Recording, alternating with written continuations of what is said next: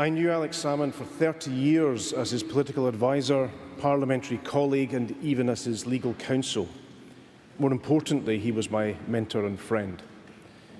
He has rightly been hailed as one of the greatest Scottish politicians of this or any generation, although Alec, half chuckling, would have challenged the words "one of" in that last sentence. In 1990, when he became SNP leader, that description would have seemed impossible. The SNP was the fourth party in Scotland, a fringe act trying to get onto the main stage. By the time he departed as First Minister, the SNP had complete dominance of the Scottish political landscape. In Scottish politics, his success was both spectacular and unrivalled. But what made him such a special politician? There was his extraordinary drive for success. You could see it as he redefined the modern SNP in the 1990s. Even then, he knew that to succeed, he had to become the greatest coalition builder in Scottish politics.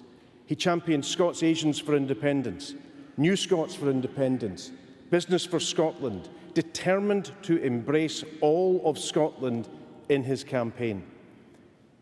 If Winnie Ewing embodied the spirit of the SNP in those days, and Neil McCormick was its undoubted intellect, Alec Salmond was its beating heart.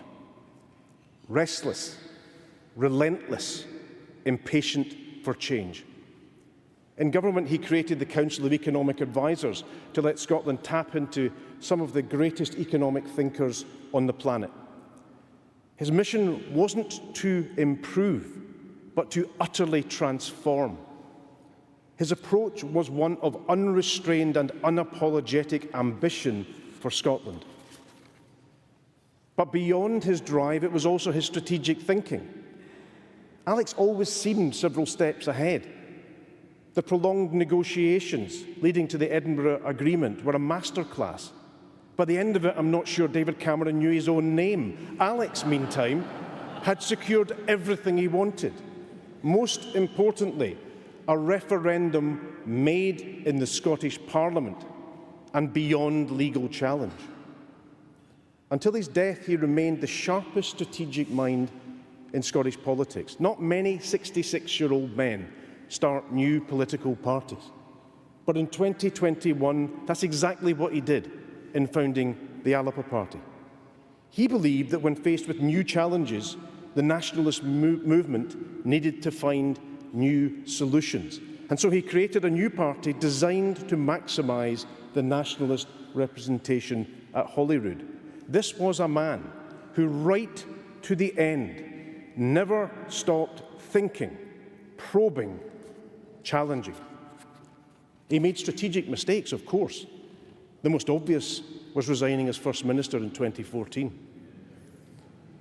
I think if there's one thing in his political career he would have changed, it would have been that. And I wonder how different Scotland might be today. It's also fair to say that Alex loved an argument. He revelled in public debate. Like all big beasts of politics, he lived for those moments. And that maybe explains why he excelled at Westminster. One of the great ironies about Alec is that despite being the foremost nationalist of his day, and whilst going on to be the most successful First Minister Scotland has ever had, he was in many ways shaped by the House of Commons. He learned to take a political punch and return it with interest, to be quick-witted, the master of a brief, politically nimble, media savvy. A striking feature of the response at Westminster to his death, from the Prime Minister down, has been genuine and deeply held respect for one of the great parliamentarians of recent decades. Alex wouldn't necessarily have admitted it, but I think that would have meant a lot to him. That said, not every debate was a success. During the referendum campaign, I was drafted in to get a match fit for the first big debate against Alistair Darling. How tragic it is to think that we also lost Alistair, a massively significant Scottish politician, exactly a year ago today. But in the debate, our big problem was the question of currency. The line from the no side was essentially a veto on Scotland using the pound. That wasn't the reality, of course, as Mervyn King, the former Governor of the Bank of England, later confirmed. But as political roadblocks go in the middle of a referendum campaign, it was an absolute corker. We prepared in Dundee 2 podiums, a small audience of advisors. I played Alistair Darling. I was well used to losing to Alex in these debate sessions, but this one was different. Not because I was better than him, but because I had the trump card of just refusing to accept the pound could ever be used. I frustrated and goaded him for about an hour, simply ruling out the pound and asking him what his plan B was. Truth be told, I was quite enjoying it. Maybe too obviously so. Eventually he'd had enough. He insisted we swap podiums and arguments. Okay, if you're so smart, let's see how you get on. The answer, I have to tell you, was not very well. So if any of you think that in the first debate our approach to currency lacked coherence, I would simply say this. Given it emerged from a process of me playing Alec Salmond, debating against the actual Alec Salmond, who at that time was pretending to be Alistair Darling, it really could have been a lot worse. Happily, of course, Alec won the second debate in Glasgow, during which Alistair conceded that Scotland could indeed use the pound. So in today's spirit of national unity, we'll call it a score draw. Alex was proud to be a fishing MP and fiercely loyal to those he represented in his beloved North East. In 2017, he gave an interview I discovered the other day, which I want to share. He said this: "If I go to the pearly gates and my maker says, 'What did you ever do with your life as an MP?' and all the rest of it, I might well say, 'I helped raise the Sapphire.'" For those who don't know, 4 men were lost when the fishing vessel Sapphire sank off Peterhead in 1987.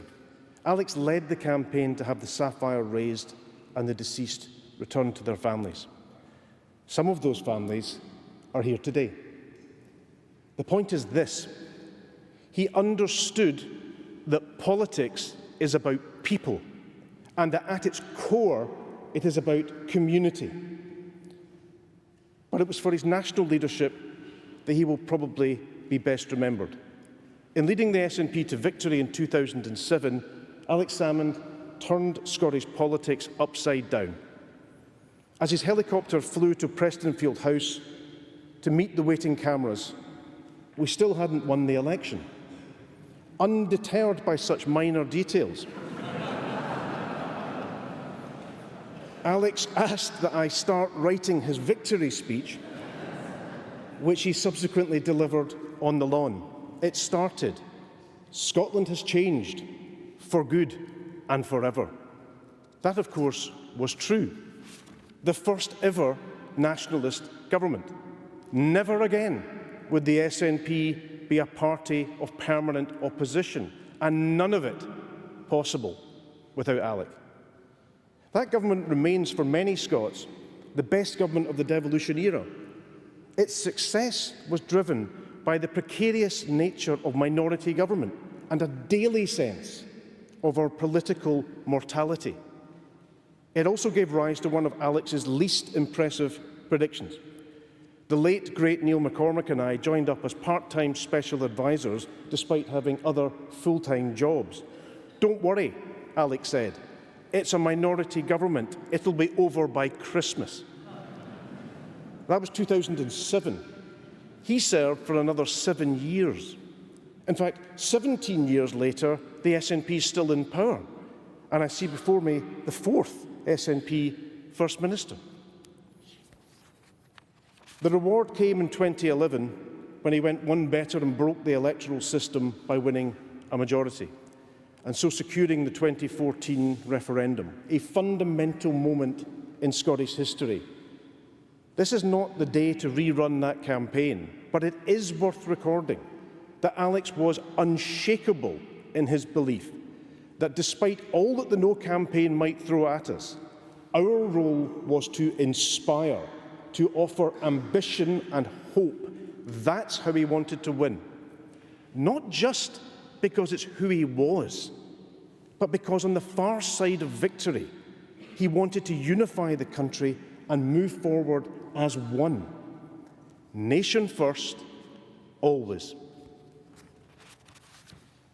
Alec Salmond will forever be a pivotal figure in Scotland's story. He changed a nation. He inspired a country. And he enshrined the ultimate sovereignty of the people of Scotland to choose their own constitutional future. History will certainly remember him as a man of talent, charisma, and substance, but also as a political leader of courage, vision, and intelligence.